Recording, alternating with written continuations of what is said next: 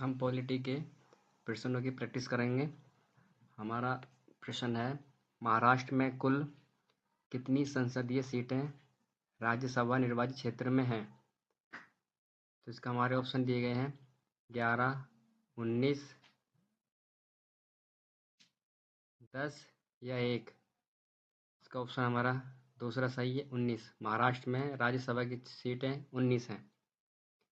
हमारा अगला प्रश्न है, पश्चिम बंगाल में कुल कितनी संसदीय सीटें लोकसभा निर्वाचन क्षेत्र में हैं? इसका ऑप्शन हमारा पहला है 42, दूसरा 2, तीसरा ऑप्शन 14, चौथा ऑप्शन 40। तो उसका ऑप्शन हमारा पहला सही है, 42। लोकसभा की सीटें पश्चिम बंगाल में 42 है। हमारा अगला प्रश्न है, उड़ीसा में कुल कितनी संसदीय सीटें राज्यसभा निर्वाचन क्षेत्र हैं? के ऑप्शन दिए गए हैं, पहला 11, दूसरा ऑप्शन 19, तीसरा 10, चौथा पहला। इसका ऑप्शन हमारा तीसरा सही है। उड़ीसा में राज्यसभा की सीटें 10 हैं। हमारा अगला प्रश्न है, इनमें से कौन से संसद का सत्र है? इसके ऑप्शन दिए गए हैं, पहला मानसून सत्र, शीतकालीन सत्र, बजट सत्र या सभी विकल्प सही हैं। तो इसका हमारा ऑप्शन 14 सही है, सभी विकल्प सही हैं। संसद के 3 सत्र होते हैं, मानसून सत्र, शीतकालीन सत्र और बजट सत्र।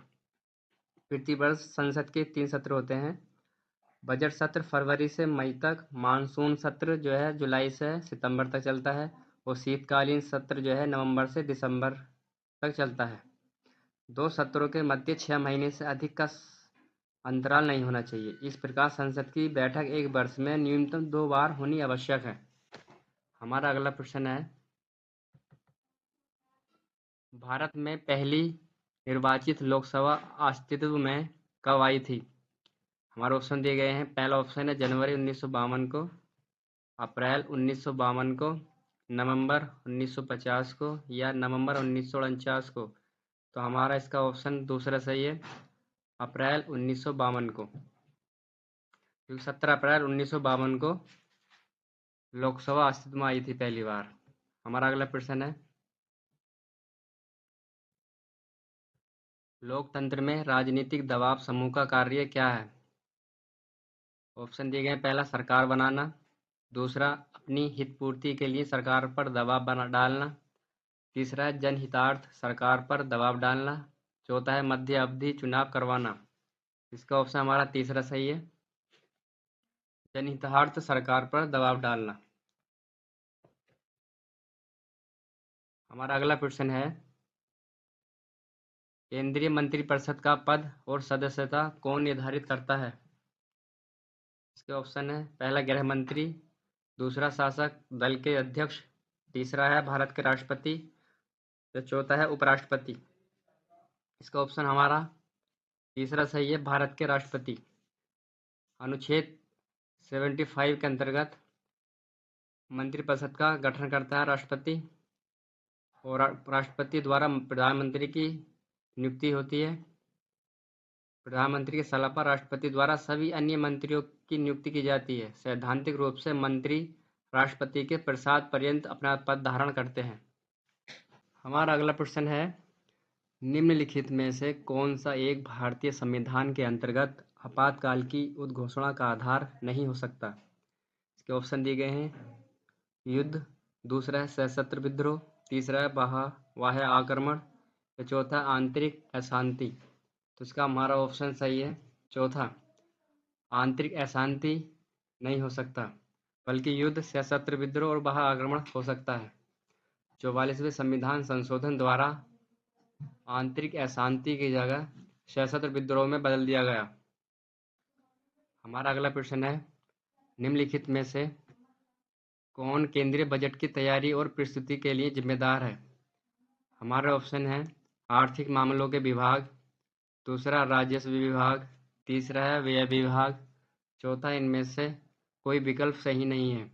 हमारा ऑप्शन पहला सही है, केंद्रीय बजट की तैयारी और प्रस्तुति के लिए आर्थिक मामलों के विभाग जिम्मेदार हैं। इसके 14 कार्यात्मक प्रभागों में बांटा गया है। हमारा अगला प्रश्न है, एक नया राज्य बनाने में संवैधानिक संशोधन के लिए कैसा बहुमत चाहिए? साधारण, या 2/3 विशेष बहुमत, या 1/3, 3/4, या 2/3 एवं आधे राज्यों का अनुसमर्थन। तो संवैधानिक संशोधन के लिए साधारण बहुमत की जरूरत होती है। अनुच्छेद 3 के अनुसार संसद को एक साधारण बहुमत से पारित कानून द्वारा नए राज्यों का निर्माण और पुराने क्षेत्रों और सीमाओं या वर्तमान राज्यों के नाम परिवर्तन कर सकता है। नए राज्यों का गठन या वर्तमान राज्यों के नाम, सीमा एवं क्षेत्र परिवर्तन के विधेयक को भारत के राष्ट्रपति की सिफारिश पर संसद में प्रस्तुत किया जा सकता है। अगला प्रश्न है, राज्यसभा के सदस्य के रूप में मनोनीत होने वाली पहली महिला कौन थी? इसके ऑप्शन दिए गए हैं। पहला है राजकुमारी अमृत कौर, दूसरा सुचेता कृपलानी, तीसरा है रुक्मणी देवी अरुणडेल, चौथा है कमला देवी चट्टोपाध्याय। इसका हमारा ऑप्शन तीसरा ठीक है, रुक्मणी देवी अरुणडेल। हमारा अगला प्रश्न है, विधायिका का सबसे महत्वपूर्ण कार्य क्या होता है? ऑप्शन दिए गए, राज्य में शांति स्थापित करना, दूसरा कानून बनाना, तीसरा बजट पास करना, चौथा कार्यपालिका पर नियंत्रण करना। तो इसका हमारा ऑप्शन दूसरा सही है, कानून बनाना विधायिका का महत्वपूर्ण कार्य होता है। विधायिका में लोकसभा और राज्यसभा शामिल होते हैं। हमारा अगला प्रश्न है, निम्नलिखित में से कौन लोकसभा अध्यक्ष नहीं रहे? ऑप्शन दिए गए हैं, मीरा कुमार लोकसभा अध्यक्ष रही हैं, ये पहली महिला थी लोकसभा अध्यक्ष। दूसरा बलराम झाकड़, ये भी लोकसभा के अध्यक्ष के रूप में रहे, जो 1980 से 1989 तक रहे। तीसरा है चंद्रशेखर लोकसभा के अध्यक्ष न रहे, बल्कि ये प्रधानमंत्री रहे। चौथा है GMC वालयोगी, ये लोकसभा अध्यक्ष रहे 1998 से लेकर 2002 तक। और चंद्रशेखर जो प्रधानमंत्री रहे थे वो 1990 से लेकर 1991 के बीच रहे, जो 7 महीने के लिए प्रधानमंत्री रहे। सबसे कम अवधि प्रधानमंत्री रहे चौधरी चरण सिंह, दूसरे नंबर पर ये रहे, ये भी केवल 7 महीने तक रहे प्रधानमंत्री के पद पर। हमारा अगला प्रश्न है, निम्न में से कौन सा राज्य राज्यसभा में सदस्यों की अधिकतम संख्या भेजता है? इसके ऑप्शन दिए गए हैं, उत्तर प्रदेश, राजस्थान, महाराष्ट्र या मध्य प्रदेश। इसका ऑप्शन हमारा पहला सही है, उत्तर प्रदेश। जो राज्यसभा में सीटों की संख्या 31 है। राजस्थान में राज्यसभा की सीटें 10 हैं, महाराष्ट्र में 18 हैं और मध्य प्रदेश में 11 हैं। हमारा अगला प्रश्न है, अविश्वास प्रस्ताव किस सदन में लाया जाता है?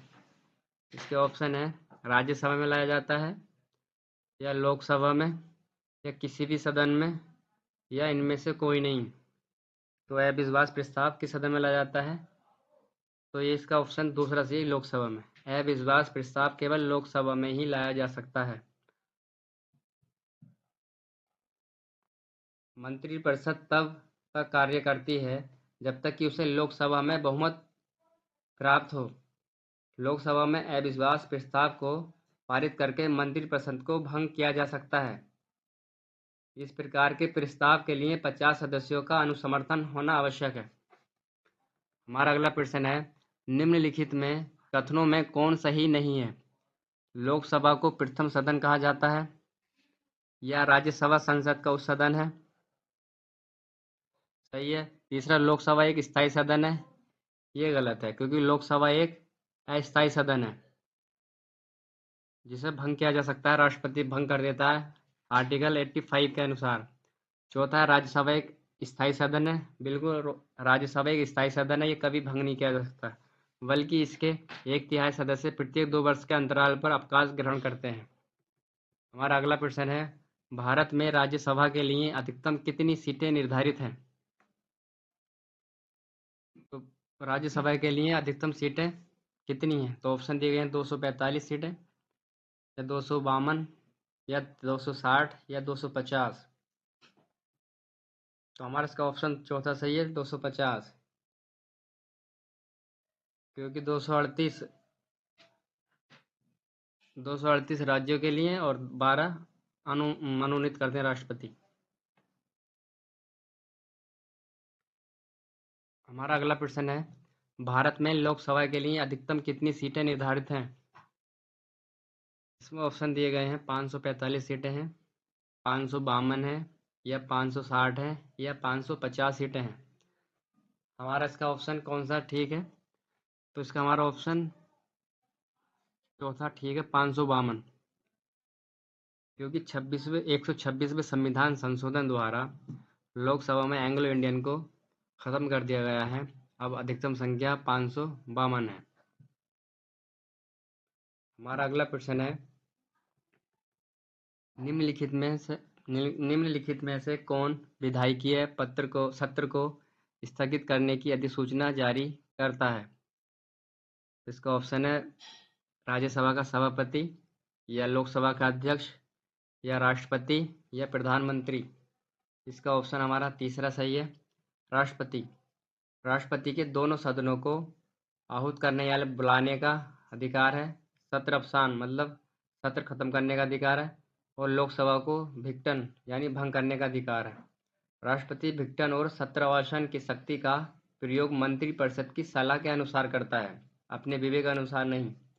हमारा अगला प्रश्न है, निम्नलिखित में से कौन किसी लोकतांत्रिक देश की सबसे महत्वपूर्ण राजनीतिक संस्था है? इसके ऑप्शन दिए गए हैं, राष्ट्रपति, संसद, प्रधानमंत्री, या मंत्रिपरिषद। इसका ऑप्शन हमारा तीसरा सही है, प्रधानमंत्री। क्योंकि राष्ट्रपति जो कि एक राष्ट्र का नामांतर का अध्यक्ष होता है, वास्तविक जो वास्तविक शासक जो है वो प्रधानमंत्री होता है। प्रधानमंत्री राष्ट्र का वास्तविक कार्यकारी अध्यक्ष होता है। हमारा अगला प्रश्न है, भारत में नए राज्य का गठन किससे होता है? विशेष बहुमत से, सरल बहुमत से, या बिना किसी बहुमत से, इनमें से कोई नहीं। तो नए राज्यों का गठन हो, या उनकी सीमा में परिवर्तन हो, या उनके नामों में परिवर्तन हो, तो एक सरल बहुमत के आधार पर किया जाता है।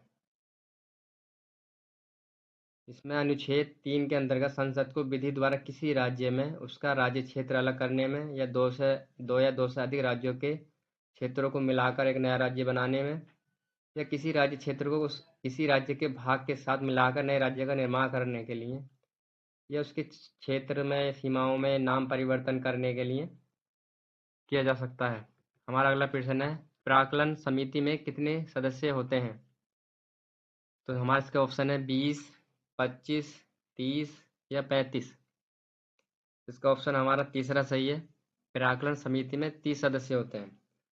प्राक्कलन समिति एक संसदीय समिति है जिसमें केंद्र सरकार के बजट अनुमानों की जांच के लिए संसद के निचले सदन यानी लोकसभा में सदस्यों के बीच में से प्रतिवर्ष 30 सदस्यों का चुनाव किया जाता है। प्राक्कलन समिति में केवल लोकसभा से ही सदस्यों को लिया जाता है।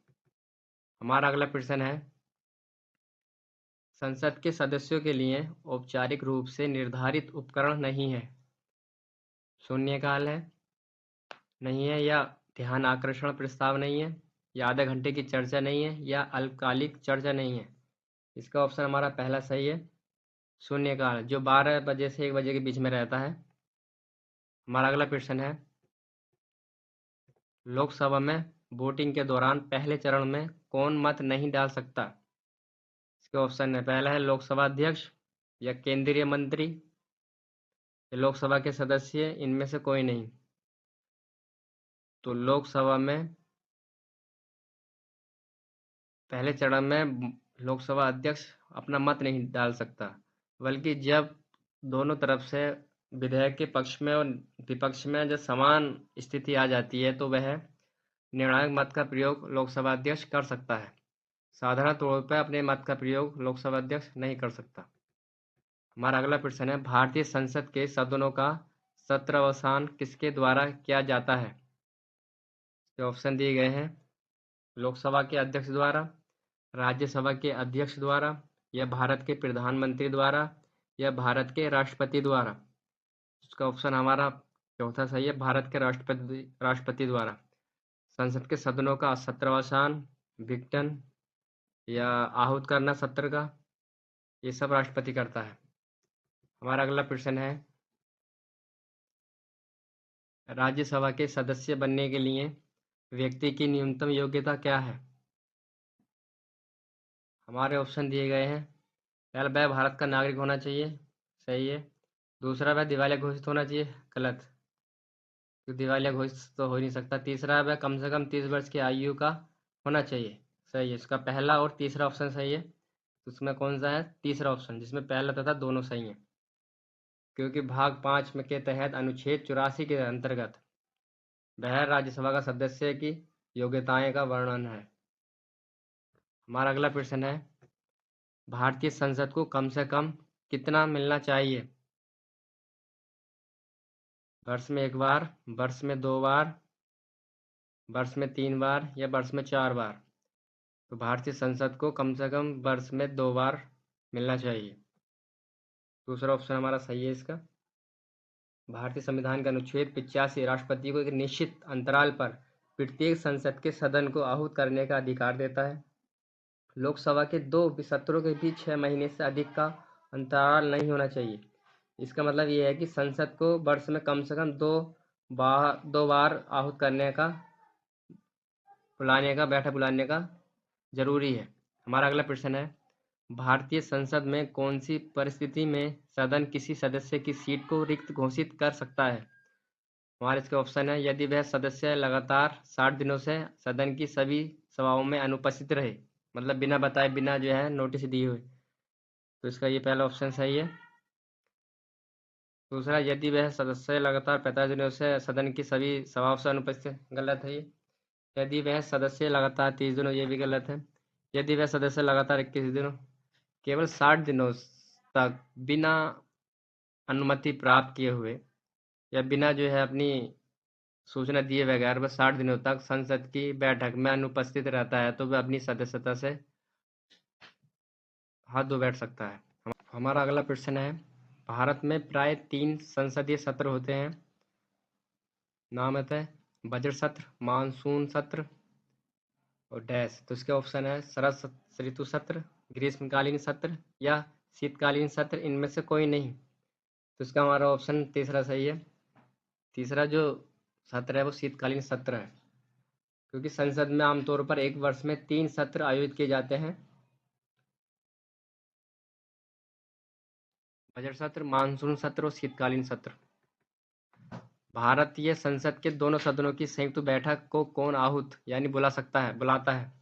तो ऑप्शन है भारत के प्रधानमंत्री या भारत के राष्ट्रपति या लोकसभा के अध्यक्ष या राज्यसभा के अध्यक्ष। तो इसका ऑप्शन हमारा दूसरा सही है, भारत के राष्ट्रपति संसद के सदनों को संयुक्त बैठक को बुला सकता है जब किसी विधेयक पर दोनों सदनों में मतभेद हो जाता है, और वो केवल संविधान संशोधन हुआ इस आधार पर, केवल कोई विधेयक है तो उस पर संयुक्त बैठक बुलाने का कोई अधिकार नहीं है। इसमें जो है लोकसभा को शक्ति ज़्यादा प्राप्त है, इसलिए दोनों सदनों को संयुक्त रूप से तभी बुलाया जा सकता है जब संविधान संशोधन हो, और ये बुलाता राष्ट्रपति है।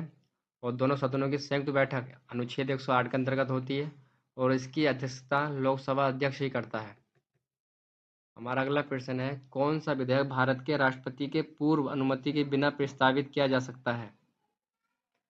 धन विधेयक, वित्त विधेयक या साधारण विधेयक या कोई विकल्प सही नहीं है। तो धन विधेयक राष्ट्रपति की पूर्व अनुमति से ही लोकसभा में प्रस्तुत किया जा सकता है। धन विधेयक केवल लोकसभा में प्रस्तुत किया जाता है। वित्त विधेयक भी राष्ट्रपति की पूर्व अनुमति जरूरी है।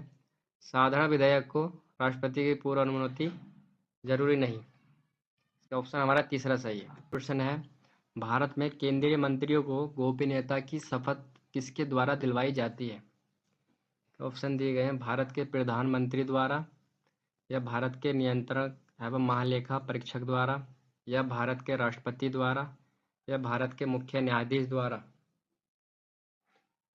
तो इसका ऑप्शन हमारा तीसरा सही है, भारत के राष्ट्रपति द्वारा।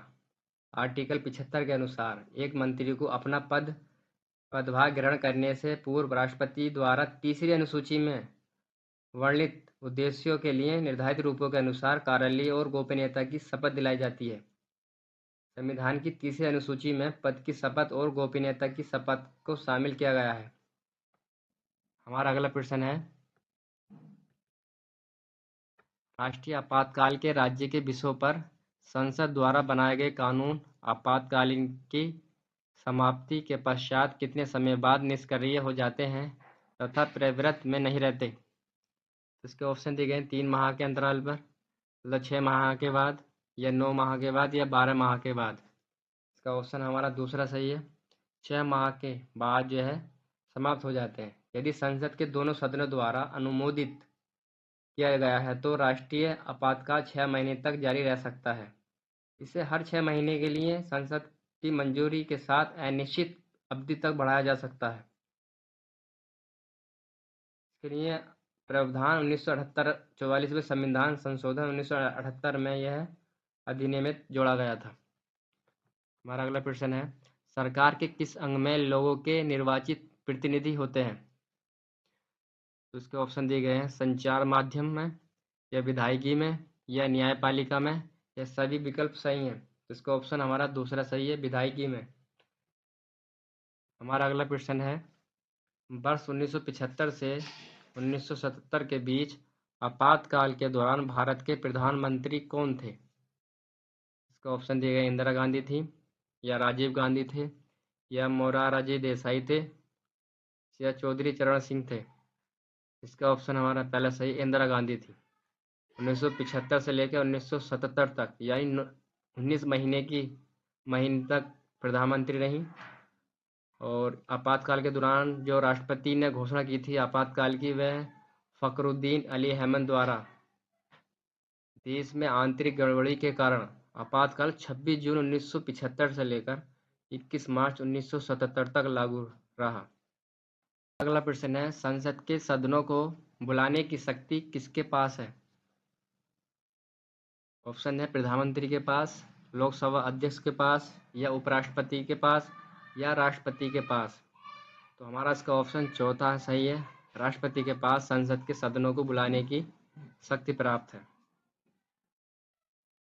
हमारा अगला प्रश्न है, भारत की संसद में निम्नलिखित शामिल है। तो भारत की संसद में 79 के अंतर्गत कौन कौन शामिल है। तो इसका ऑप्शन है, राष्ट्रपति, राज्यसभा, लोकसभा। सही है, 79 के अंतर्गत राष्ट्रपति, राज्यसभा, लोकसभा ये संसद के अंग है। इसका ऑप्शन हमारा पहले ही सही है। हमारा अगला प्रश्न है, निम्नलिखित में से पॉपुलर चैम्बर किसे कहा जाता है। ऑप्शन है, पहला ऑप्शन है राज्य विधानसभा को, या राज्यसभा को, या लोकसभा को, या ग्राम सभा को। इसका हमारा ऑप्शन तीसरा सही, लोकसभा को, क्योंकि लोकसभा को लोकप्रिय सदन भी कहा जाता है, जनता का सदन भी कहा जाता है, और ये निचला सदन भी संज्ञा दी गई है। हमारा अगला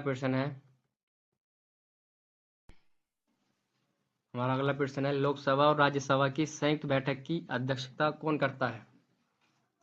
तो उसके ऑप्शन दिए गए हैं, लोकसभा के अध्यक्ष, दूसरा है लोकसभा के उपाध्यक्ष, तीसरा प्रधानमंत्री, या चौथा ऑप्शन है उपाध्यक्ष। तो हमारा इसका ऑप्शन पहला सही है, लोकसभा अध्यक्ष, क्योंकि संयुक्त बैठक अनुच्छेद 108 के अंतर्गत राष्ट्रपति बुलाता है और इसकी अध्यक्षता लोकसभा अध्यक्ष करता है। हमारा अगला प्रश्न है, लोकसभा में कार्य संचालन और आचरण की नियमावली का नियम डैश संसद भवन के समक्ष औपचारिक प्रस्ताव पेश किए जाने से संबंधित नहीं है, इसलिए इस नियम के तहत मामलों पर चर्चा के बाद मतदान नहीं हो सकता। तो इसके ऑप्शन हमारे दिए गए हैं, पहला है 158 के अनुसार, दूसरा 186 के तहत, 149 के तहत, या 193 के तहत।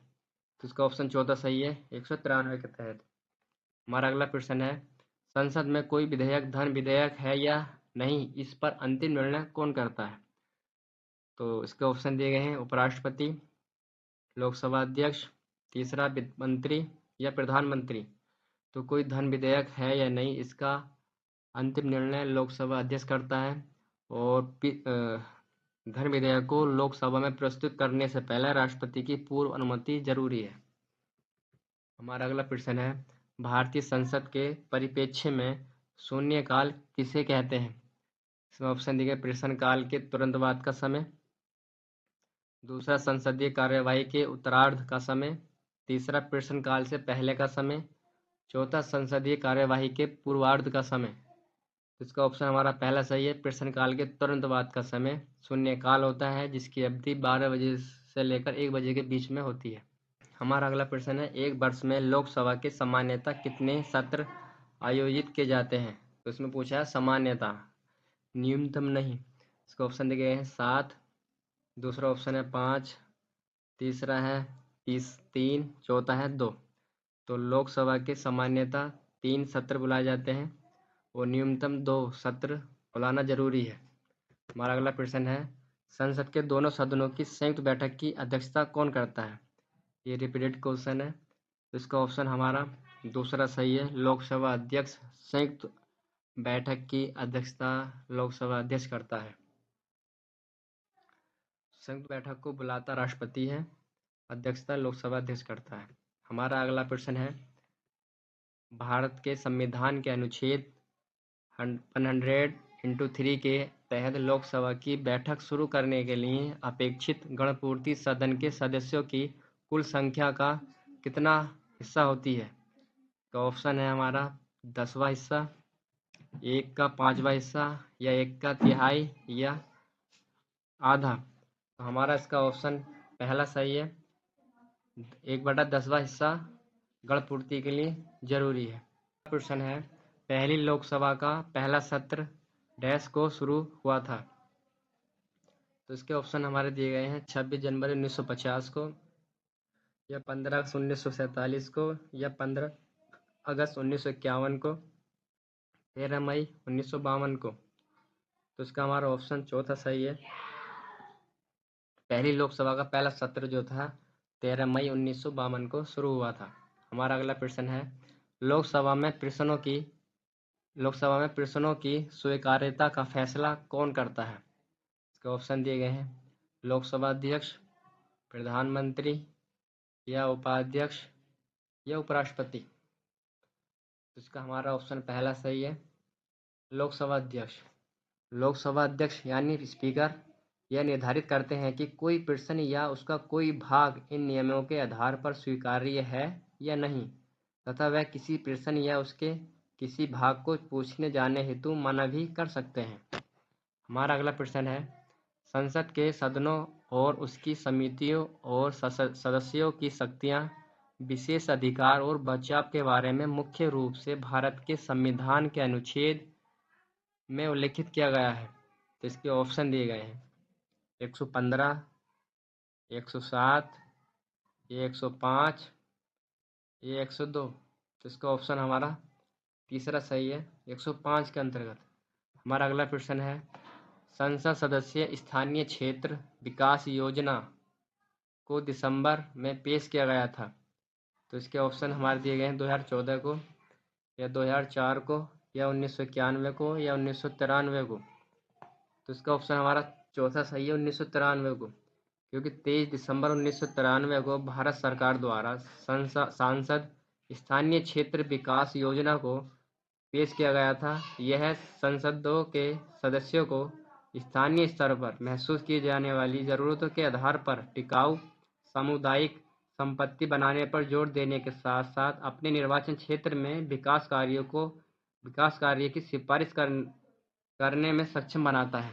संसदीय कार्यवाही में शून्यकाल के दौरान लॉटरी में उनकी प्राथमिकता के अनुसार प्रतिदिन कितने मामलों का उठाने की अनुमति दी जाती है? तो ऑप्शन है 21, दूसरा 18, तीसरा है 19, तो चौथा है 20। इसका ऑप्शन हमारा चौथा सही है, 20।